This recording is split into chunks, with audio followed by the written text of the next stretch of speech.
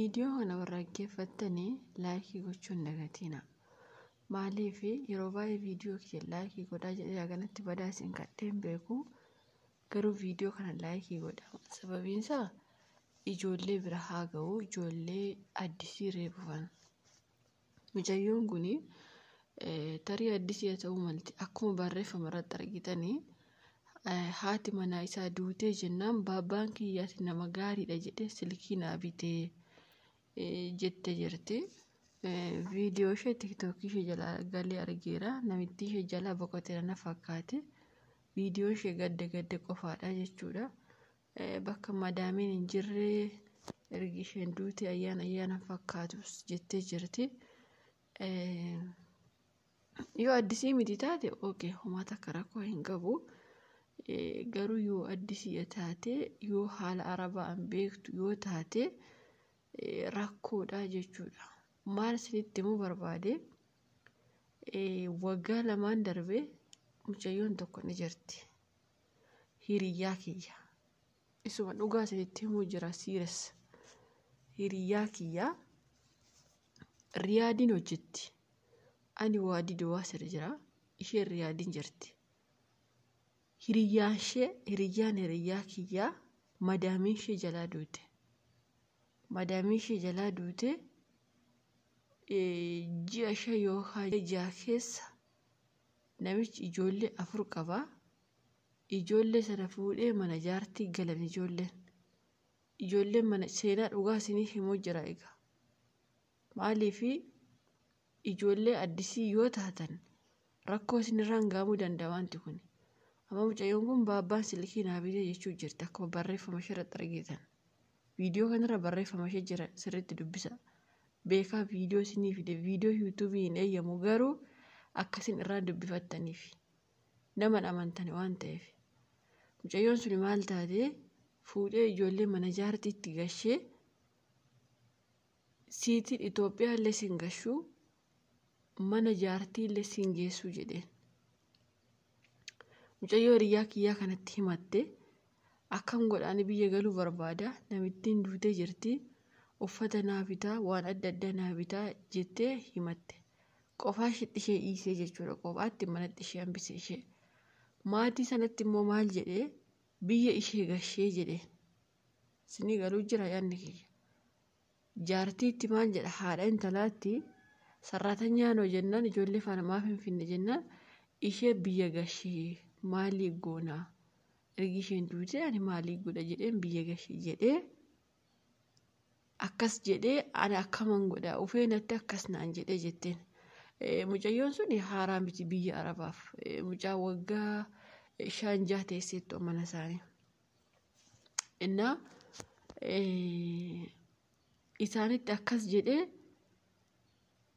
isheetti immoo ati biyya illee hin galtu bakka takka illee hin deemtu waan feete hin sii godhaa siin fuudhaa jedhe. Mucayyoon suni bareedduu wayii tokko dhugaa dubbachuu fi seenaa kana akka gadi ba'ullee isheen hin barbaanne suuraa ishees akka gadi ba'u hin barbaaddu. Kuni kan yeroo waggaa 5-4 dura waliin haasofnedha beekaa.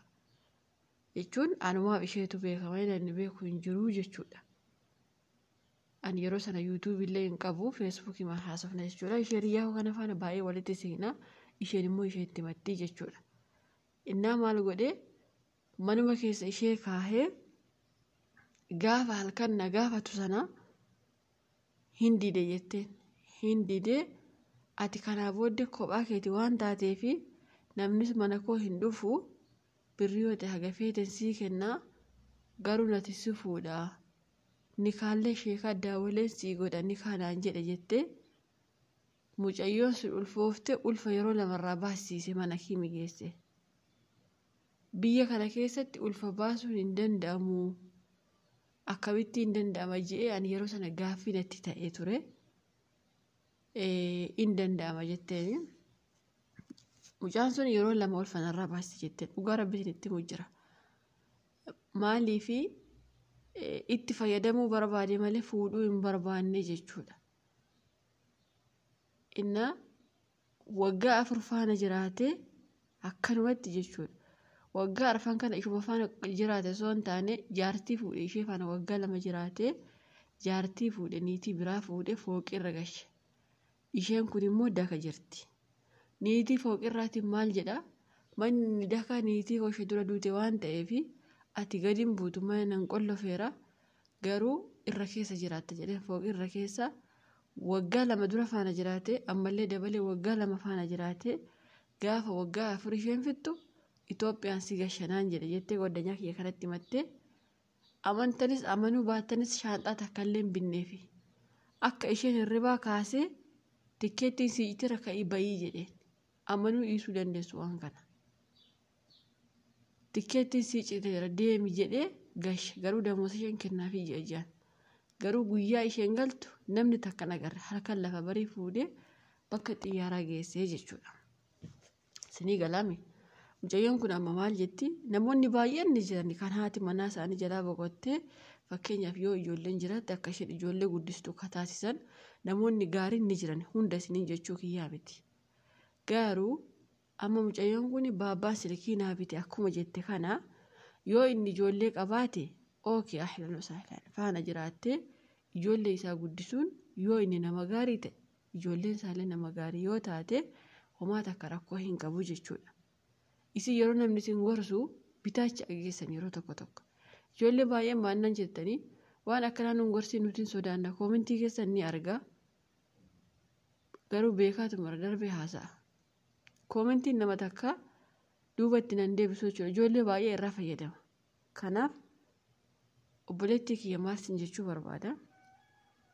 Yoo namichi nama gaarii ta'e nama ijoollee qabu yoo ta'e ijoollee xixiqqoo fa'aa jira yoo ta'e jaartii haadha isaafaa fakkeenyaaf jaroonni biyya kanaa haadha isaaniif akka namni xooruu nama godhan waan akkasii fa'aa yoo ta'e yoo bira teesse xoorte rakkoo hin qabu.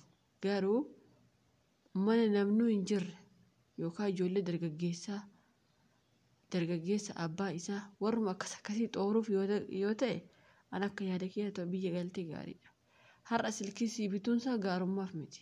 Namoonni baay'een akkuma arge silkii namaan bitan akkuma argellee kennaa namaan kennan waatu boodee isaanii jira. Dhugaa rabbi jechuun ani yeroo tokko kennaa mana kana hiriyyaan koo tokko ni beekti. Kennaa yeroo sannaa kennan irrifadha booda isaa maal tokko jiru. Natti ulfaata dhugaa rabbii sodaadha waggaa hedduu mana kana turullee maaliif akka isaan natti kennan tarii waa itti godhanii akka mana kana keessa turu. Akkaan gara biyyaa hin yaadne waan akkasii waan godhatti fakkaata. Maaliif ijoollee baay'ee argaa oolla kan maraattee kan biyya isheetti iyyuu daawwaluu dhiiftee sirumaayyuu bakka jirtu iyyuu kan hin beekne jechuudha. Kanaaf gabaabumatti maal jechuu barbaada? Namoonni waan akkasii isin mudate madaamiin kiyya miidhamteetti abbaan manaa ishee garuu nama gaariidha. Silkii naa bitaa maalii naa godha jettanii kan achi bira teessanii dhiisa. Dhugaa rabbi biyya keessan galtanii gara biyya biraa yoo deemtan isiniif gaariidha jechuudha. Homaa takka rakkoon qabu biyya biraa deemtanii hojjetattani. Yoommoo akkuma dura isiniin jedhe manichi mana gaarii ta'ee namichi illee ani dhiirumti gaariidha jedhee hin amanu. Dhugaa rabbii ani akka mataa kiyyaatti ijoolleen keenya isin akkatti isin garaa jabaattan hin beeku malee bakka arabittiin hin jirretti halkan tokko hin bulu'an. Dhugaa rabbii isinitti himan bakka arabittiin hin jirretti halkan tokko hin bulu'an maa waan fedhatti hin taane hiyyummaansa. Inni sodaadha dhugaa rabbii bakka dubartiin hin jirretti akkamitti dhiira amantee faana jiraatta. Indee maal kooti jettee faana galtee baatamee qoy hirribumtuu akkamitti isin qabaa jedhaan ijoolleen akkasii. Gudii qabdanii madaamiin koo boqottee inni garuu baay'ee na jaallata. Madaamiin koo boqottee inni garuu kana naa bitaa. Hin danda'amu malee dhiiruma eessattuu tana dhiirri diina keetti dubartiif dhugaa rabbiin gooyoomina. Asitti hin shaawwadamina ijoolleen keenya waan akkanaarratti shaawwadamina. Birriin isaa isinitti taafu gara biyya keessanii gala biyya jijjiiradha. Arabittii malee jireenya hin ta'u. Dhugaa rabbii isinitti himan namittiin haga maal badduu yoo taate illee ishee malee jireenya akka hin taane qoree ilaaleera. Dubartoota isaanii malee jireenyi takkaallee hin ta'u jechuudha.